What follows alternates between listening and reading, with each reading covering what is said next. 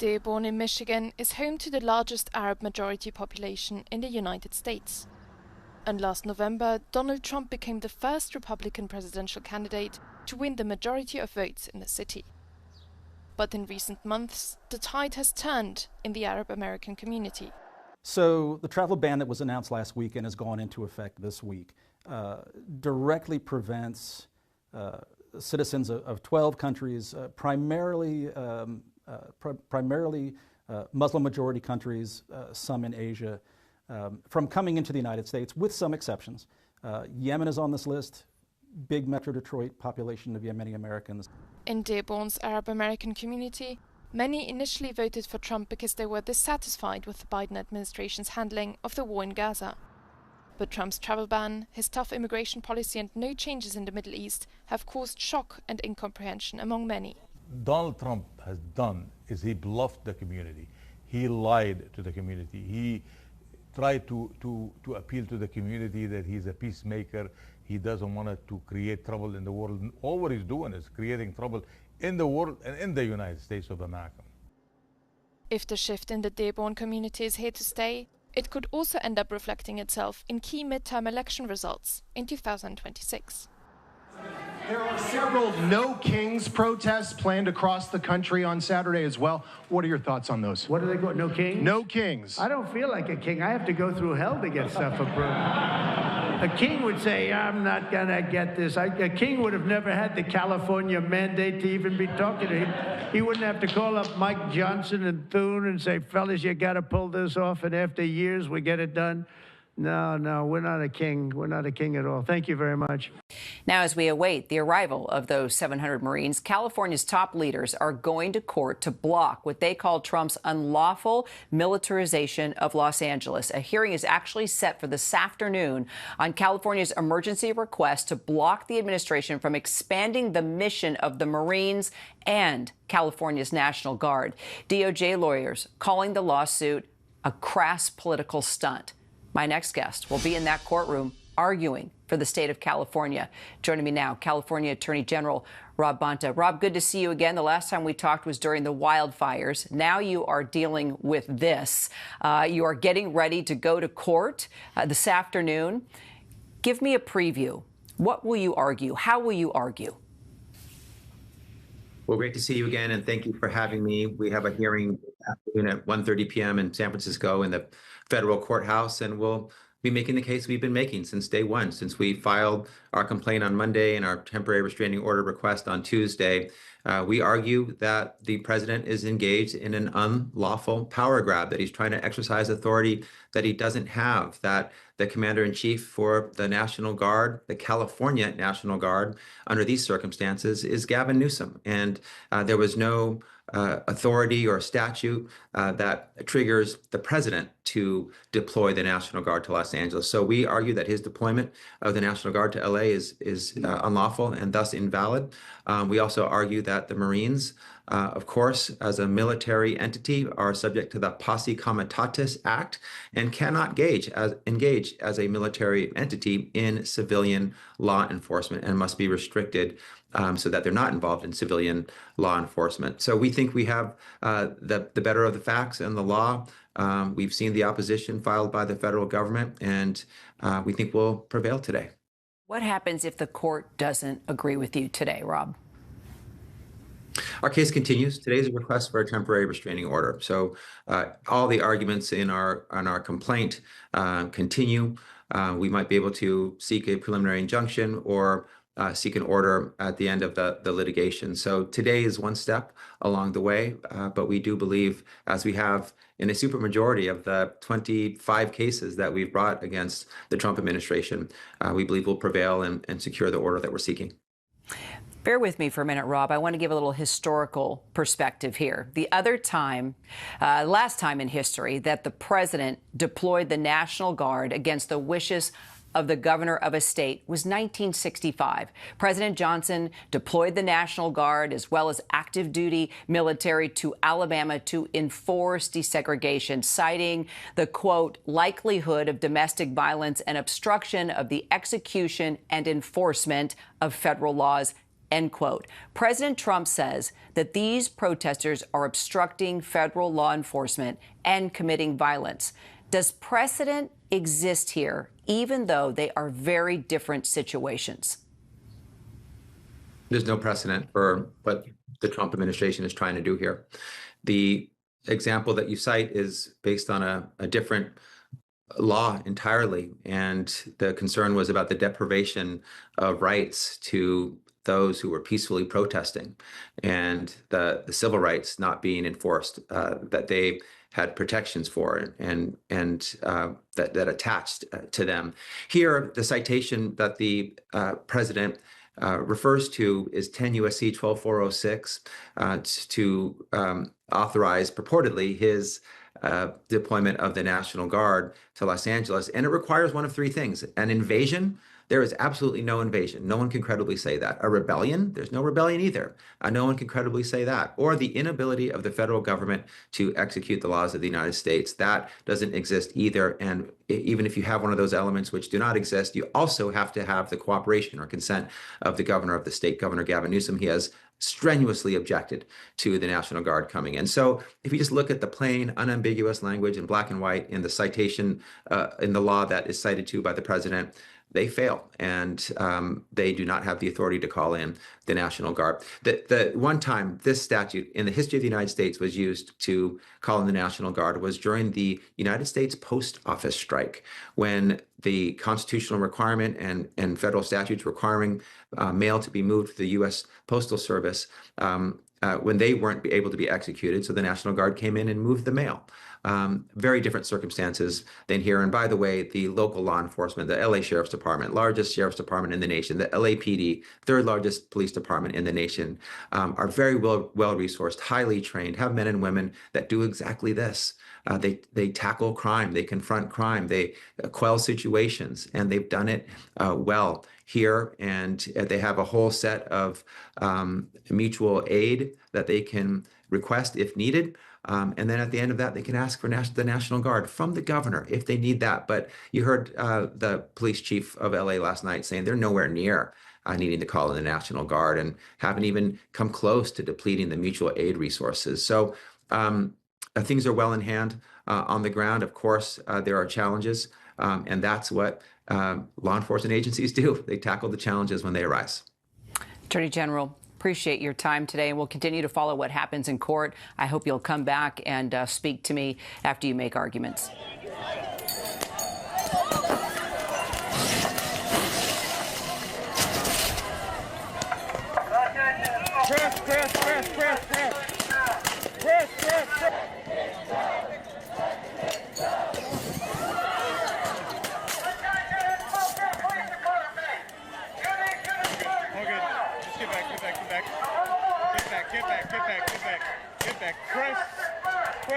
Press.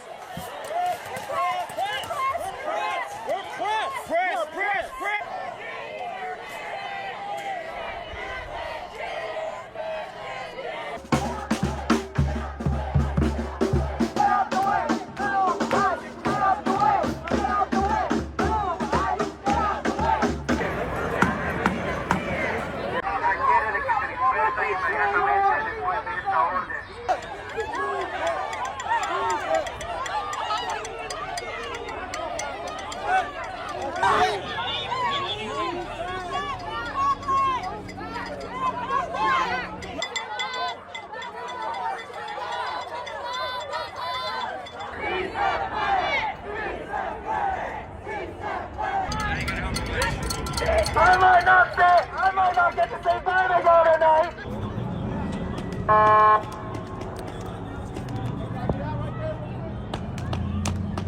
Hold on. Stop.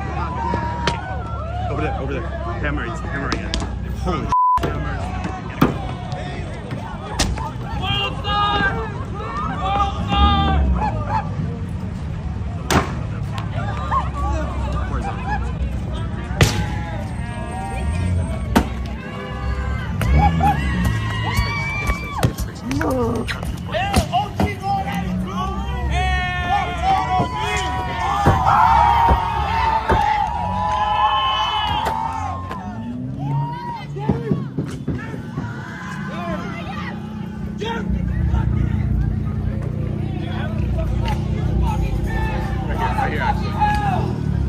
getting it. He's getting it. Film it. Holy shit. Film it. He's got a cone on it.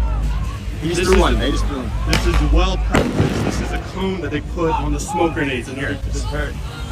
They're putting, it's a perfect organized tactic here. You gotta be careful because of all the smoke grenades. Yeah, they're starting to throw. But they're putting cones, the protesters are putting cones on the smoke grenades. This is a keep it going, let's go. That's not bad. That's gonna be about it.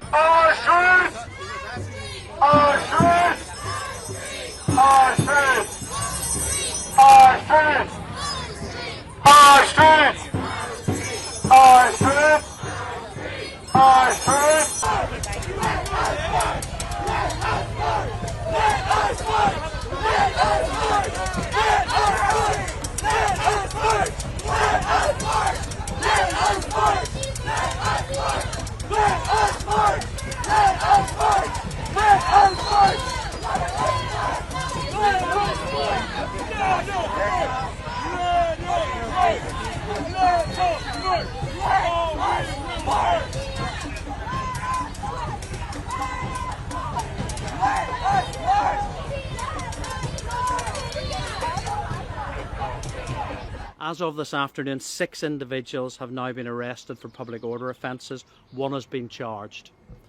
All video and online footage is currently being reviewed, and I assure you that prosecutions will undoubtedly come. A significant policing operation will be in place in Ballymena and beyond over the coming days. We're taking steps to increase available resources and are surging a significant number of extra officers, vehicles and equipment to those areas where the rioting is taking place.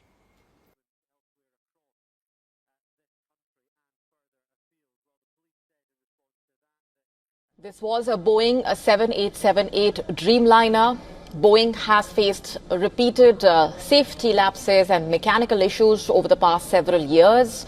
Back in 2024, in fact, a catastrophic crash involving the air flight killed 179 people. That tragedy remains under investigation. Last year, a door panel flew off mid-flight on the Alaska Airlines jet, leaving a large breach in the fuselage. In fact, today's crash, it was a 7878 Dreamliner, like we said, a model with a relatively clean crash history. Until now, however. Other recent incidents, in fact, let's just talk about them. In one case this year, a United Airlines flight from Lagos, Nigeria to Virginia experienced violent shaking mid-air, injuring 6 people on board. Since 2018, Boeing has dealt with continuous turbulence.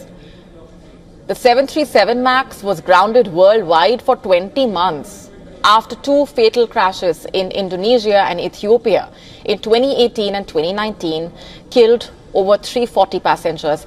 The 2 incidents marking the start of Boeing's crisis at that point, and the company has struggled to recover both financially and in terms of credibility and reputation. Since early 2019, Boeing has reported losses in nearly every quarter, with cumulative losses reaching over $39 billion by the beginning of 2025. In a brief statement today, a Boeing spokesperson said the company is aware of the reports and is working to gather more details about the crash. Developing right now, 242 people are believed to be dead after a plane headed to London crashed shortly after takeoff in India. Investigators say a lone survivor has been evaluated by doctors and is expected to survive. The crash happened in a residential area, leading officials to believe there may be more casualties on the ground. The Air India flight had people from India, Britain, Portugal, and Canada on board.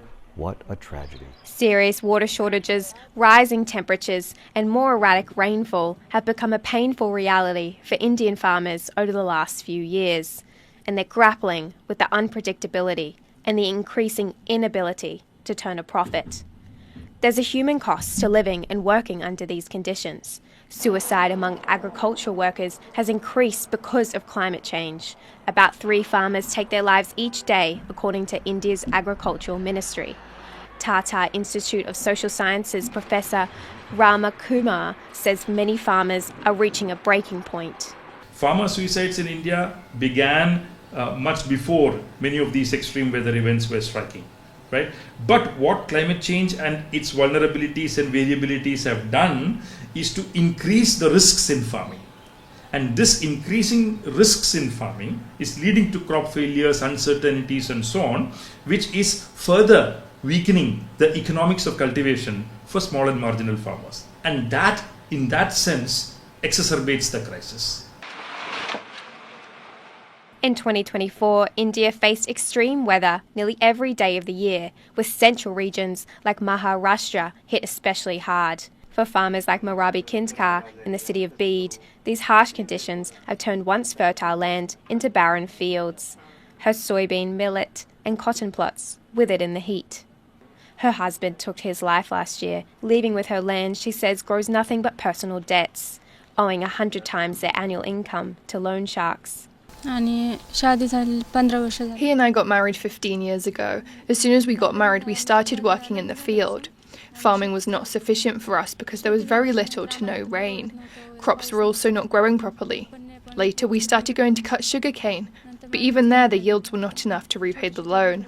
We asked for our salary in advance, but we didn't get it, and the loan installments kept piling up, and that's why my husband committed suicide.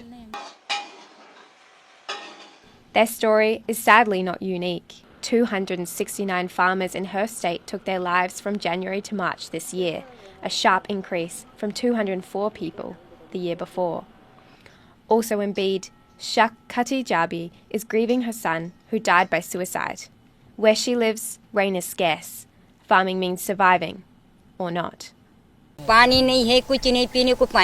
no water to drink, so how do we water the fields? Rain is the only thing that matters. If there's no rain, then there's no farming. We need to look for work as daily labourers instead. But the struggles of these farmers are not reflected in nationwide data. India's farming industry grew by 3.5% in the second quarter of the 2024-2025 fiscal year. Dr. Ramakumar wants the government to do more to support small farms. Agriculture should not be a gamble with the monsoon. Agriculture should be a more certain enterprise. Agriculture should be a more risk-free enterprise. So you need investments of the government in infrastructure, irrigation, and so on and so forth, which will make agriculture more safe and certain. Until that happens, the economic growth experienced nationwide won't help farms like Mirabai's, where failure and financial strain are all too common in the face of climate change. Justin Wu and Lauren Pattermore for Taiwan Plus.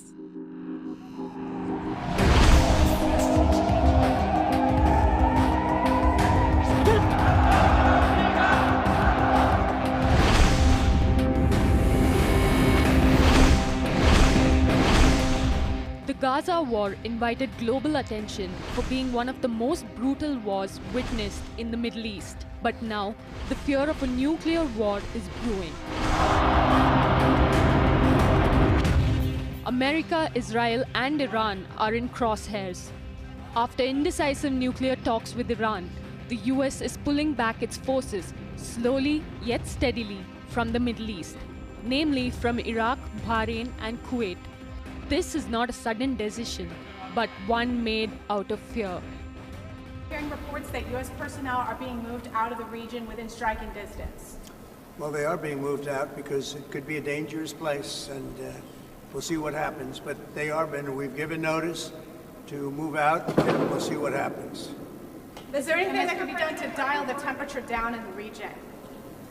They can't have a nuclear weapon. Very simple. Trump fears that the Middle East could be dangerous for American troops as Israel readies its men to strike Iran. This long-awaited move, carried out without Trump's nod, could be the start of a deadly nuclear war. While Israel is ready to fight Iran as a lone ranger, the Houthis are ready to defend Iran if attacked. The proxy group is going in all guns blazing, warning Israel and the United States of a full-blown war if Iran is attacked. But can the Houthis' warning halt Israel's attack plan?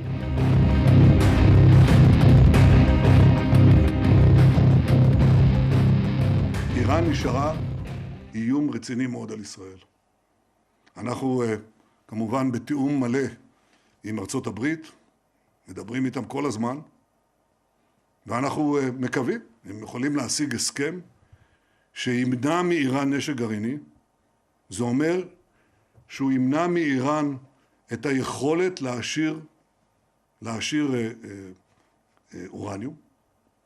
אם זה יושג, ודאי, אנחנו כמובן נברך על כך. אבל בכל מקרה, מדינת ישראל שומרת לעצמה את הזכות להגן על עצמה מפני משטר שמאיים להשמיד אותה.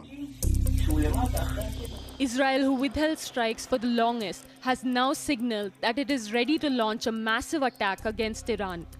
Israel is unhappy with Iran having a nuclear weapon and is trying to find ways to get rid of it. Netanyahu is also fighting to prevent Iran from enriching uranium. But when the Houthis enter the friction between Israel and Iran, what really happens? The Houthis are known for their strikes at sea and have a history of launching long-range attacks against Israel.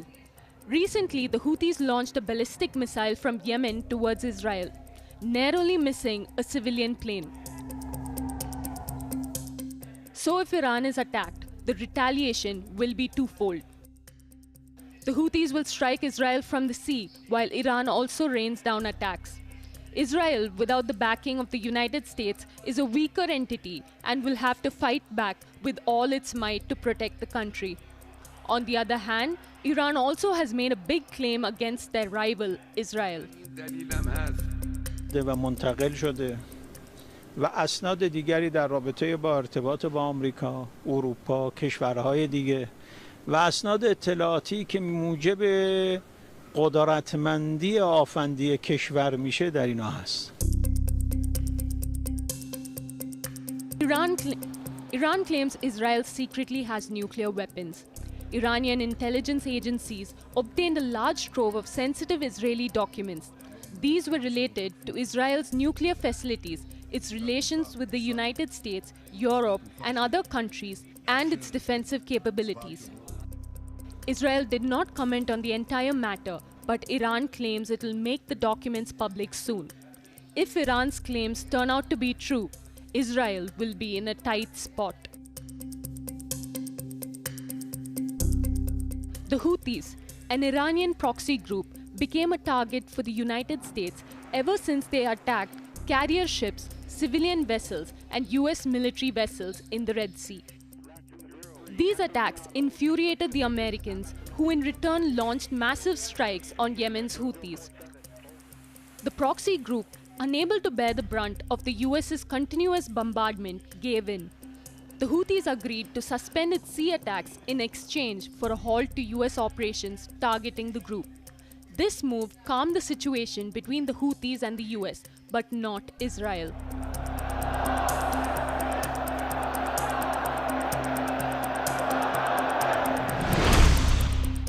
With Israel and Iran going head-to-head, the fear of a nuclear war raises life-threatening concerns. Iran is now enriching uranium up to 60% fissile purity, close to the 90% of weapons grade at 2 sites. And in theory, it has enough material enriched to that level. If enriched further, it has the capability to make 6 bombs. Western countries say there is no need to enrich uranium to such a high level for civilian uses, and that no other country has done so without producing nuclear bombs.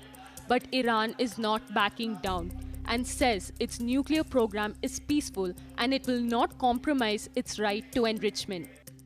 Now, can Israel withstand the combined strikes of Iran and the Houthis, or is the Zionist nation at risk?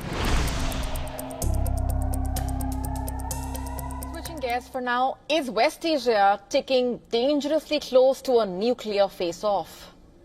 US officials reportedly believe Israel is on the brink of launching military action against Iran, while anticipating potential retaliation from Iran on American sites in neighboring Iraq. In fact, the signs across the region seem to be ominous. There has reportedly been a surge in Israeli military readiness. Missile batteries, especially the Iron Dome, are being rapidly redeployed to shield strategic targets across Israel. One of these batteries has been reportedly positioned near Silvad in the West Bank. Iran seems to be responding in equal measure. Tehran has reportedly stepped up GPS jamming operations near the Iran-Iraq border, in the process disrupting navigation for both civilian and military aircraft. Amid the mounting tensions in the region, the U.S. Central Command Chief has abruptly postponed his Senate testimony, perhaps a sign that key military leaders are laser focused on the real-time developments amid the heightened tensions and given what things are looking like. Before the U.S. Senate yesterday, Kurilla said that he had provided U.S. President Donald Trump and a U.S. Secretary of Defense with a wide set of military options regarding Iran. And then there is a major sign right from the top of the United States power chain. Donald Trump has ordered American personnel to begin withdrawing from parts of West Asia, describing the region as potentially dangerous. Well, they are being moved out because it could be a dangerous place, and we'll see what happens. But they are being, we've given notice to move out, and we'll see what happens. The United States has reportedly started partially evacuating its embassy in Iraq, while the U.S. State Department has issued a level 4 do not travel warning for Iraq.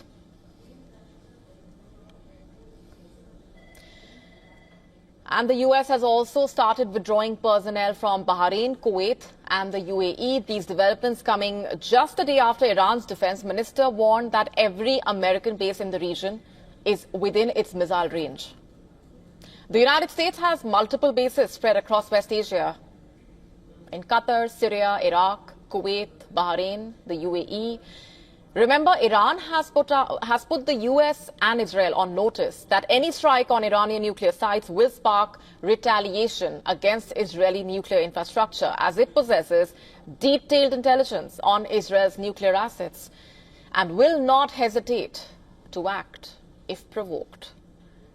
And amid all this, Donald Trump remains firm, drawing a clear red line that Iran must never possess nuclear weapons. They can't have a nuclear weapon. Very simple. They can't have a nuclear weapon. We're not going to allow that. The U.S. Special Envoy Steve Witkoff is expected to sit down with the Iranian foreign minister for a sixth round of talks in Oman on Sunday. But here's the hard truth at this point. Diplomacy seems to be running on borrowed time. And one miscalculated action could ignite a regional catastrophe. And amid those developments, Iran has carried out a successful test of a ballistic missile armed with a 2-ton warhead, reportedly a major breakthrough in advanced weaponry, as carrying such heavy payloads at hypersonic speeds while maintaining structural integrity is rare and extremely difficult to achieve. But according to Iran's defense minister, the country has managed to do so with its own homegrown technology. The tested warhead can potentially fit onto Iran's medium and long-range ballistic missiles, and it reportedly features a design that reduces radar detection, while thermal shielding reportedly protects it during high-speed atmospheric re-entry. Its maneuverability could further help it dodge interception and strike with greater accuracy. Warheads of this size are built for major impact, capable of destroying heavily fortified targets like underground hangars, military command hubs, hardened runways, radar sites, fuel depots and ammunition storage. The testing of this new weapon further underlines Iran's expanding capabilities. The Board of Governors at the International Atomic Energy Agency have passed a resolution sharply criticizing Iran over its obligations to that UN nuclear watchdog. Now, Iran has already retaliated. They say they're going to build a third site in the country to enrich uranium, and they're also going to swap out some of the older centrifuges at an underground facility for more advanced ones that can more rapidly enrich uranium. They now enrich uranium up to 60%, which is a short technical step away from weapons grade levels. They also have a stockpile that could allow Iran, should it choose to do so, to build multiple nuclear weapons. Now, Iran has long insisted that its program is peaceful, but Western countries and the IAEA have said that Iran had an organized nuclear weapons program as recently as 2003. Now, in the last 24 hours, we've also seen the U.S. make some moves in the region. They have pulled some diplomats out of U.S. Embassy Baghdad. Iran and the United States are due to have talks this weekend in Oman over the nuclear program. And now the stakes are even higher. And from Ukraine to West Asia, tensions are peaking. Iran and Israel locking horns like never before. The NATO chief warning of the threat from Moscow. And Russia declaring its nuclear forces modernized at 95%. Pushing global deterrence to the brink in a way. And America showing the readiness of its ICBMs after rolling out new gravity bombs. Our next report taking a closer look at how the world is arming for a new age of confrontation.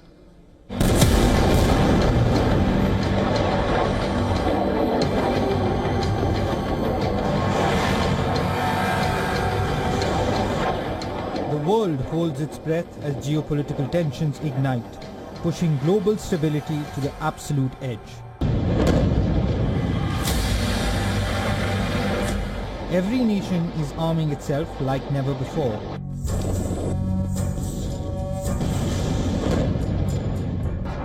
"2024 ripped through the fabric of peace.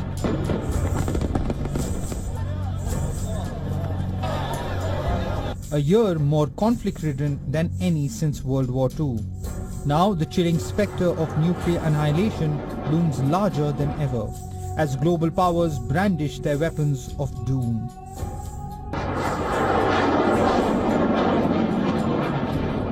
Russia, which is in the middle of a deadly war, makes a chilling declaration that sends tremors across the globe.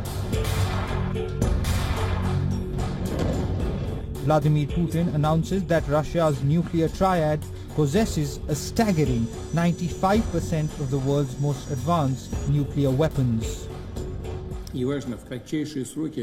Certainly, special attention should be paid to the nuclear triad, which has been and remains the guarantor of Russia's sovereignty.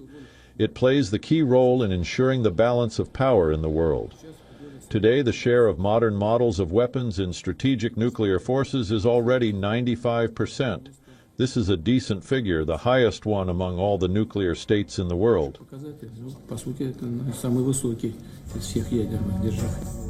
This isn't just a statement, it's a stark, terrifying reminder of the destructive power held in Moscow's hands, intensifying a dangerous nuclear arms race already spiraling out of control.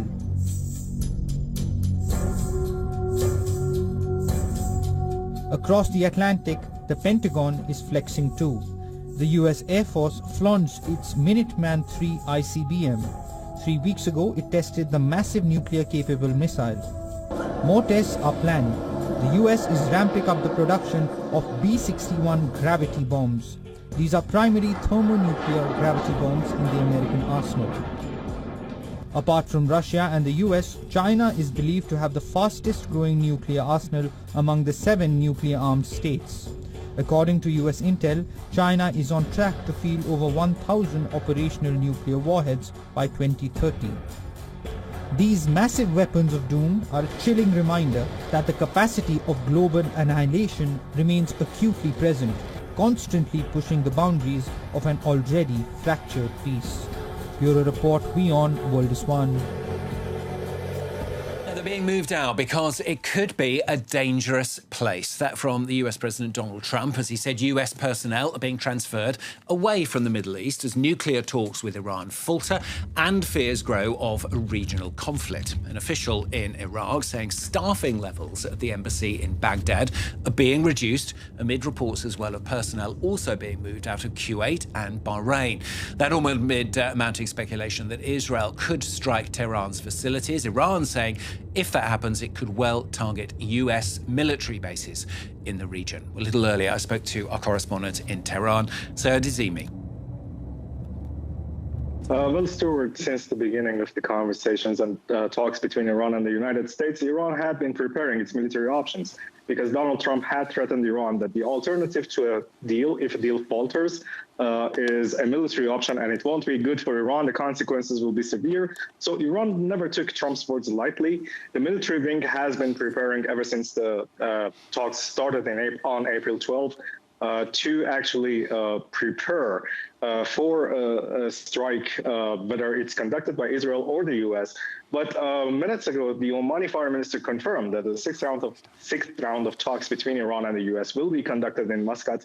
So Steve Witkoff will actually meet Iran's foreign minister Abbas Araghchi. These threats these movements and these threats by the U.S., I think, could be a negotiating tactic by the U.S. So, Saeed, if there were to be some kind of attack, what practically could Iran do at this stage to retaliate? Well, the defense minister of Iran said yesterday on the sidelines of the cabinet meeting that the country has tested a missile with a 2-ton warhead. So Iran has been preparing itself and has been advancing its defense program, its defense capabilities. And let's face it, the area that Iran has most progressed in ever since the Islamic Revolution is the defense and military programs and capabilities. So there have been a couple of unveilings, there have been a couple of advancements by Iran that could actually jeopardize the U.S. and Israel's interests in the region.